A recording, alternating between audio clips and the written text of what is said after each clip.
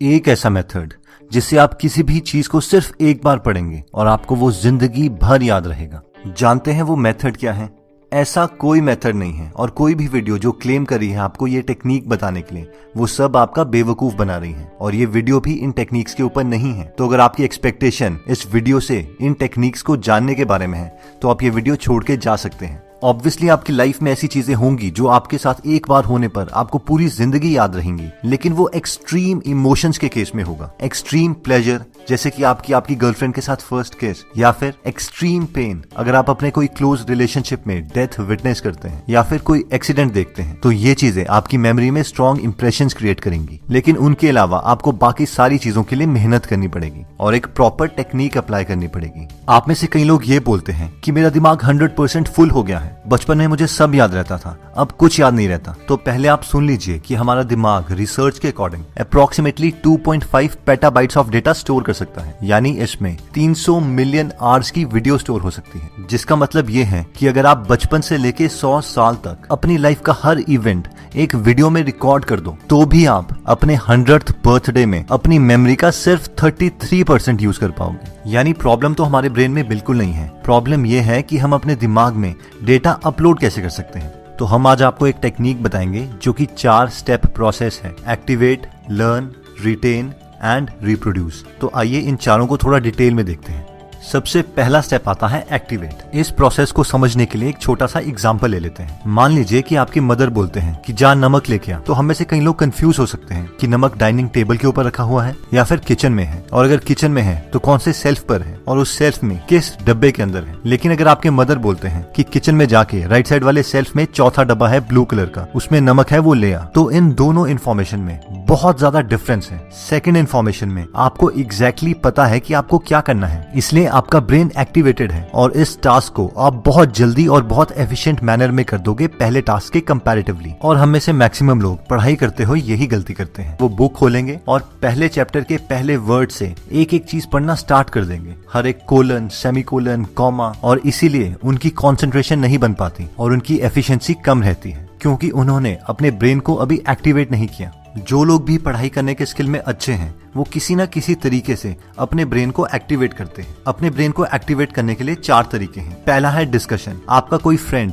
जिसने पहले से वो टॉपिक पढ़ा है, उससे एक बार उस टॉपिक का ओवरव्यू ले लो ताकि आपको पता चल जाए कि उस टॉपिक में है क्या और आपके दिमाग में क्वेश्चंस अराइज हो जाए। सेकंड आता है सर्वे। आप चैप्टर खोल के सबसे पहले हर टॉपिक की हेडिंग पढ़ लेते हैं ताकि एक ओवरव्यू क्रिएट हो जाए। थर्ड आता है यूट्यूब वीडियो। कोई 10 या 15 मिनट की वीडियो आप उस टॉपिक पर देख सकते हैं जिससे आपको उस टॉपिक के बारे में थोड़ा आइडिया हो जाए। और फाइनली फोर्थ आता है पिछले साल के क्वेश्चन पेपर। आप सिर्फ उस टॉपिक से रिलेटेड पिछले साल के क्वेश्चंस पढ़ते हैं और अपने दिमाग में उन क्वेश्चंस को पढ़ के एक ओवरव्यू क्रिएट करते हैं। अब दोस्तों मैक्सिमम लोग गलती ये करते हैं कि एक बार चैप्टर का सर्वे करके वो सोचते हैं कि उनका दिमाग एक्टिवेट हो गया, जबकि उनका ब्रेन एक्चुअल में उस इन्फॉर्मेशन के लिए एक्टिवेट नहीं हुआ होता। इसके लिए बेस्ट मेथड ये है कि आप एक बार अपना मोबाइल, लैपटॉप और बुक बंद करके 10 मिनट के लिए हर चीज को रिकॉल कीजिए और वो क्वेश्चन लिखिए जो आपके ब्रेन में एक्टिवेट हुए हैं, क्योंकि अगर आपका ब्रेन एक्टिवेट नहीं होता है तो आप इस लर्निंग गेम में पहले ही पीछे रह चुके हैं। नेक्स्ट स्टेप आता है लर्न।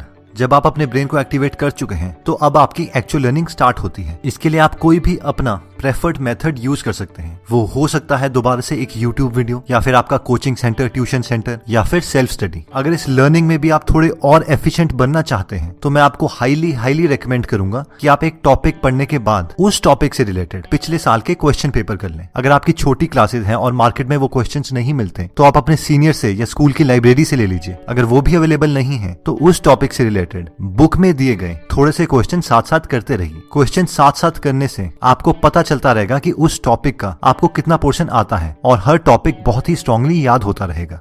थर्ड पॉइंट आता है रिटेन।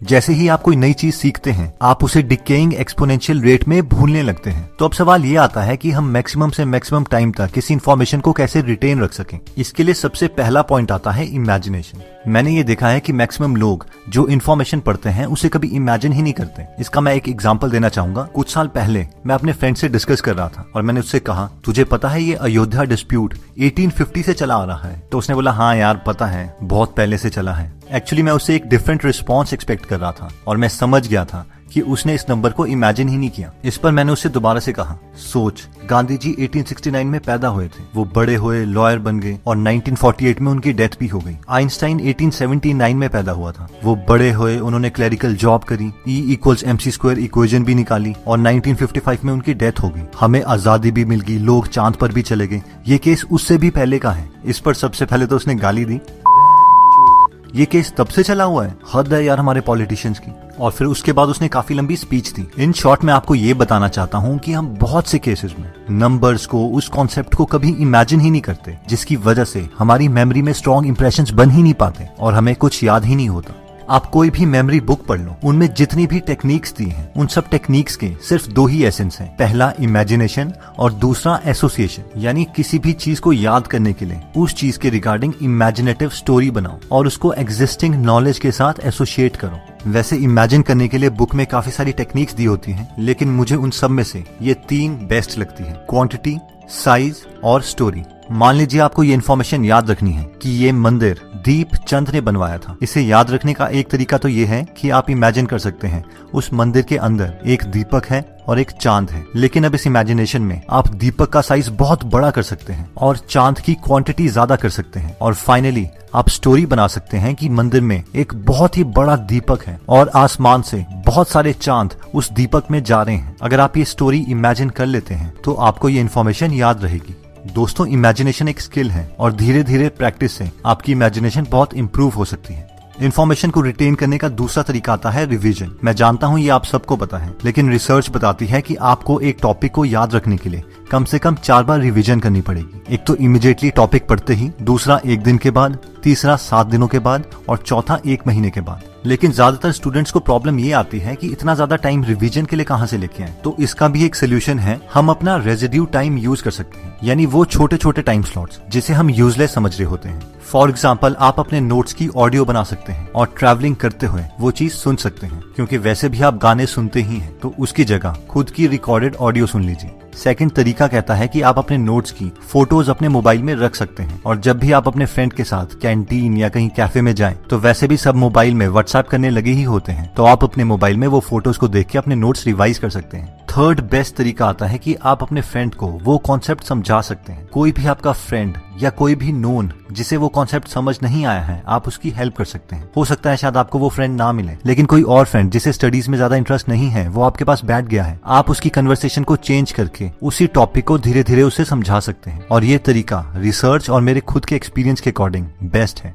फाइनल स्टेप कहता है रिप्रोड्यूस। एग्जाम में तो देखो आपको तभी मार्क्स मिलेंगे जब आप सारी इन्फॉर्मेशन को रिप्रोड्यूस कर पाओगे। अब मैक्सिमम स्टूडेंट्स ये गलती करते हैं कि वो लर्न कर लेते हैं, उसे रिवाइज भी करते हैं, लेकिन उसे रिप्रोड्यूस कभी नहीं करते। इसीलिए हमें हर बार एग्जैक्टली वैसे ही तरीके से टेस्ट देने हैं जैसे हमें रियल सिचुएशन में पूछे जाएंगे। अगर आपके एग्जाम की डिमांड 2 घंटे में 120 क्वेश्चन सॉल्व करने की है, तो आप भी लाइब्रेरी में जाके 2 घंटे में 120 क्वेश्चन सॉल्व करेंगे और इसे बार बार प्रैक्टिस करेंगे। देखिए दोस्तों, कोई भी एग्जाम एक मोमेंटम में रह के क्लियर होता है। अगर आप बीच में कोई भी डिसकंटिन्यूटी बनाते हैं या वो डिसकंटिन्यूटी बन जाती है, चाहे आपके health wise, wealth wise, emotional unstability की वजह से, तो उस एग्जाम को क्लियर करने के चांसेस बहुत कम हो जाते हैं। क्योंकि हमारी 125 करोड़ की आबादी है और यहाँ पर लोग मेहनत करने से नहीं डरते। इसीलिए हमेशा कोशिश कीजिए कि बीच में आपकी कंटिन्यूटी ना टूटे। तो दोस्तों, आज हमने अपने मेमोरी को इम्प्रूव करने के लिए एक टेक्निक पढ़ी जिसमें 4 स्टेप्स हैं। सबसे पहला स्टेप है एक्टिवेट। ये स्टेप कहता है कि मेन इन्फॉर्मेशन पढ़ने से पहले आप अपने ब्रेन को इस इन्फॉर्मेशन के रिगार्डिंग एक्टिवेट कर लीजिए, जिसके लिए आपको यूट्यूब वीडियो देख सकते हैं, उस चैप्टर की हेडलाइंस पढ़ सकते हैं, पुराने साल के क्वेश्चन पेपर देख सकते हैं, या आपका दोस्त जिसने वो टॉपिक पहले से पढ़ा है उससे उसका ओवरव्यू ले सकते हैं।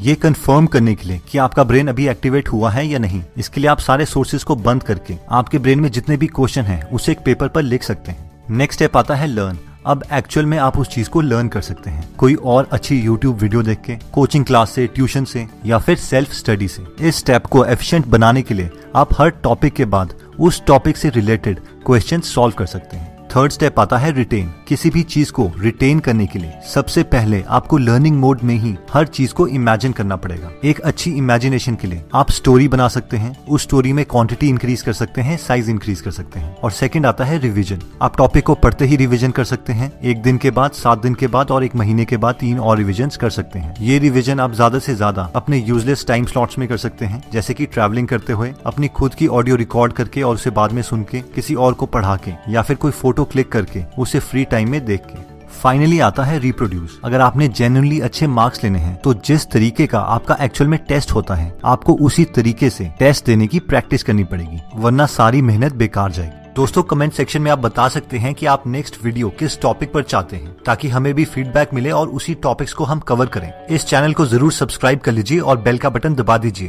ताकि आप ऐसी नॉलेजेबल वीडियोस कभी मिस ना करें। और इस वीडियो को लाइक जरूर कीजिएगा, ताकि हमारा कॉन्फिडेंस बढ़े।